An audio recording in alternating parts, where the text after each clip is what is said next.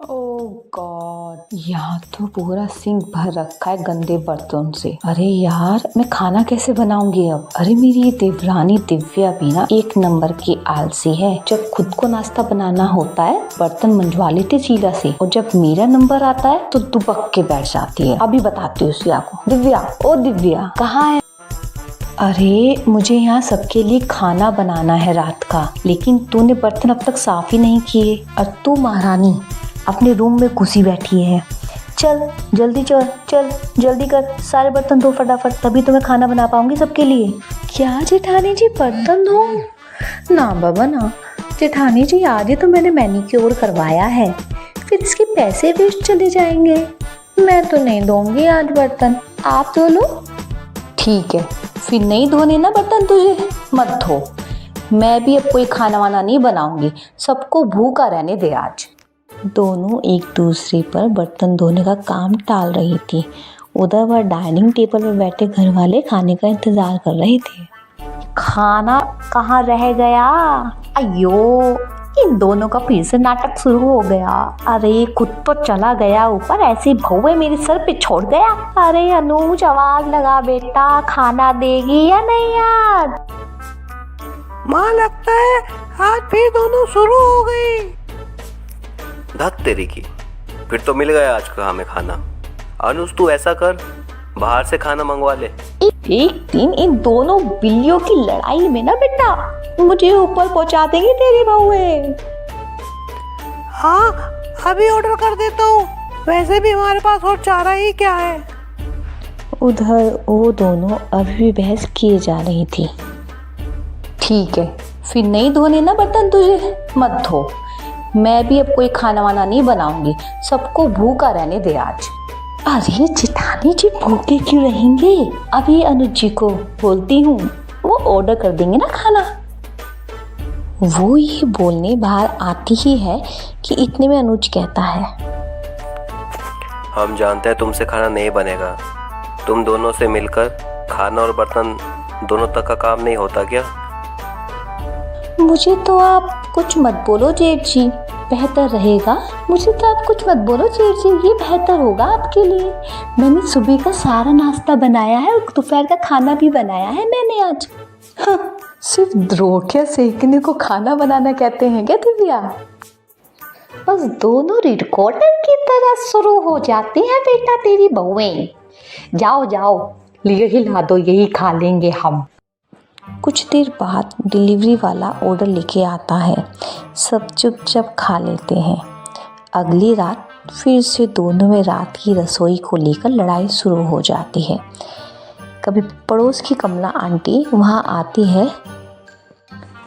बेटा रश्मि, ओ बेटा रश्मि, बेटी के यहाँ गई थी, उसके बेटे का मुंडन था तो वहीं से भंडारा लाई हूँ, सोचा तुम्हें भी प्रसाद देती चलूं, लो सब मिलकर खा लेना। फिर तो आज की रसोई बनानी नहीं पड़ेगी और ना दिव्या तुझे बर्तन धोने पड़ेंगे। ये देखकर वो दोनों खुश हो जाती है। जेठानी बर्तन न धोने की वजह से वो दोनों बड़े से बर्तन में आलू की सब्जी डाल देती है, एक डोंगे में हलवा और बड़ी सी परात में पूरी डाल देती है। फिर सबको उसमें से ही खाने के लिए बोलती है। तुम पागल हो गई हो क्या? सब इसमें एक साथ कैसे खाएंगे? चल दिव्या, जरा खा के दिखा। दोनों पूड़ियाँ तोड़कर सब्जी में डुबोती है और खाने लगती है। उन्हें ऐसा करते देख सबको उन पर गुस्सा तो आ रहा था, लेकिन वो खाने के अलावा उनके पास कोई दूसरा रास्ता भी नहीं था। वो रात तो जैसे तैसे कट गई, लेकिन अगली शाम को फिर वही कहानी छिड़ जाती है। कल तो कमला आंटी खाना दे गई थी, आज तो तुझे बर्तन धोने पड़ेंगे दिव्या। क्या जेठानी जी, मैं बहुत थक गई हूँ, आज रहने देना।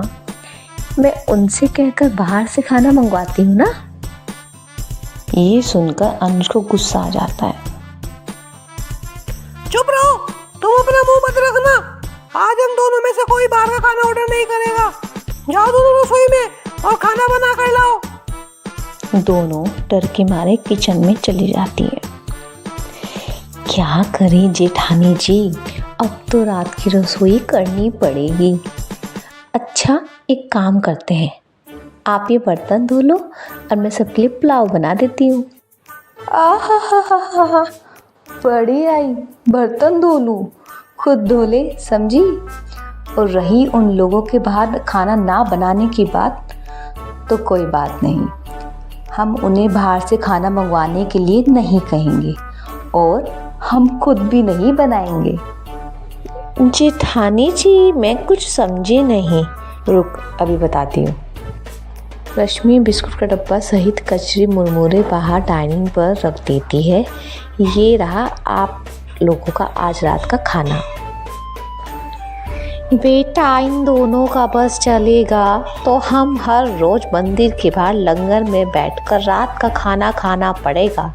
इनके रहते तो हमें रात की रसोई नसीब ही नहीं होगी। लेकिन उनके पास इसके अलावा कोई गुजारा भी नहीं था।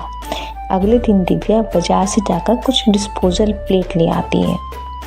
यार दिव्या, खाना तो डिस्पोजल में खा लेंगे, लेकिन खाना बनाने के लिए वो बर्तन धोने होंगे ना, कुकर कढ़ाई ये सब तो चाहिए ना दिव्या। फिकर नॉट जेठानी जी, 2 मिनट में बना दूंगी मैगी। दोनों फिर से कामचोरी दिखाती हैं।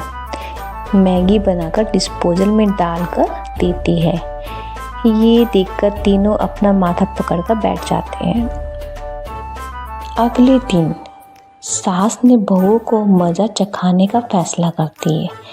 अगली शाम रसोई से बर्तन धोने की आवाज़ आती है। जेठानी जी अभी तो हम दोनों रसोई में गए भी नहीं, फिर बर्तन धोने की आवाज़ कहाँ से आ रही है, चलो देखते हैं।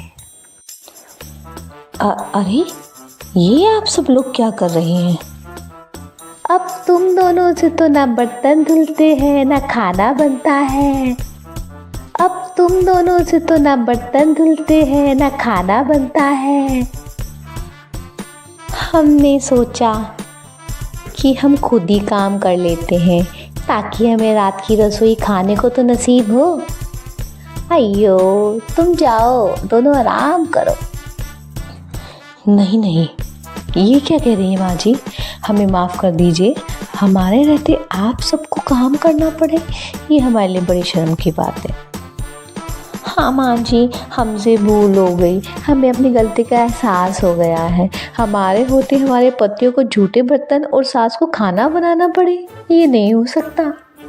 नहीं नहीं, आप सब बाहर जाएं, हमें 1 घंटा दें, हम खाना बना कर लाते हैं आप सबके लिए। ठीक है, अब इतना कहती हो तो ठीक है, रहने देते हैं। चलो बेटा।